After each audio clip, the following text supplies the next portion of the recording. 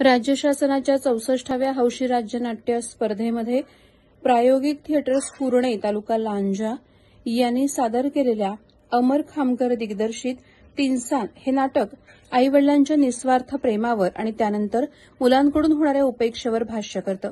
आईवडील मुलांना पंख देतात आणि मोठं झाल्यावर ती घरट्यातून निघून जातात हा चिरपरिचित पण हृदयद्रावक विषय या नाटकाचा केंद्रबिंदू आहे. निवृत्त वडील आणि मायाळू आई यांच्या चौकोनी कुटुंबात महत्वाकांक्षी सून शोभा आणि लग्नानंतर तिच्या प्रभावाखाली आलेला त्यांचा मुलगा संजय यामुळे सुरू होणारा गृहकलह हे नाटक प्रभावीपणे दाखवते. या कथानकाला खरी कलाटणी मिळते ती जेव्हा मुलाच्या परदेशागमनानंतर दुःखात असलेल्या वडिलांना अर्धांगवायूचा झटका येतो आणि गोपू काका एक सत्य घटनेचा खुलासा संजयकडे करतात तेव्हा. 24/11च्या बॉम्बस्फोटात या दाम्पत्याच्या पोटचा मुलगा संजय मृत्युमुखी पडतो. त्याच वेळेला त्यांच्यासमोर एक अनाथ बालक त्यांना दिसतं. आपलं पोटचंच बाळ आहे असं समजून ते त्याला आपल्या छातीशी कवटाळतात आणि त्याला संजयचंच नाव देऊन त्याचं संगोपन करतात, त्याला मोठं करतात. पण हा अनाथ मुलगाच त्यांना उपेक्षित ठेवून निघून जातो. कथेमध्ये वृद्ध आई वडिलांची उपेक्षा हा विषय नवीन नसला तरी त्याला 24/11च्या बॉम्बस्फोटाची आणि दत्तक मुलाच्या सत्याची पार्श्वभूमी जोडून केलेली मांडणी नाटकाला एक वेगळी उंची देते.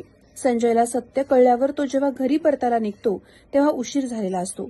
मुलाच्या वाट्याकडे डोळे लावून बसलेल्या बाबांचा व्हीलचेअरवरच जीव जातो आणि त्याच धक्क्यात आईही प्राण सोडते. आईवडिलांच्या आयुष्याच्या तिन्सानी आपण त्यांच्या कामी आलो नाही हे शल्य संजयला आयुष्यभर बोचत राहते. दिग्दर्शक अमर खामकर यांच्या साच्यात बसून कलाकारांनी उत्तम काम केलं. तांत्रिक विभागात सुद्धा उत्तम काम दिसून आलं. सुधाकर पांचाळ यांचं नेपथ्य आणि नरेश पांचाळ यांची रंगभूषा उत्तम होती. सागर सकपाळ यांनी केलेली प्रकाश योजना आणि प्रकाशाचे खेळ विशेषत्वाने प्रभावी ठरले. भावनिक दृश्यांना योग्य तो संधिप्रकाश देऊन तिन्सान या शीर्षकाचा अर्थ दृश्यामध्ये उतरवण्यासाठी केलेला त्यांचा प्रयत्न दिसून आला. श्रुती पवार यांचं पार्श्वसंगीत हेही उत्तम होतं.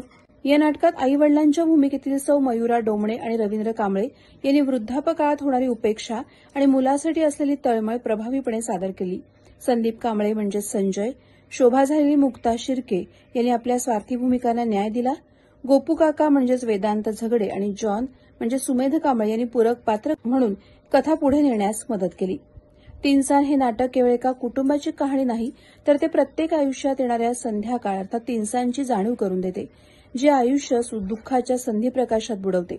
या नाटकाचा विषय भावनिक असला तरी तांत्रिक बाजू आणि कलाकारांची प्रस्तुती किंवा सादरीकरण यामुळे हा प्रयोग नक्कीच चांगला झाला असं म्हणायला पाहिजे.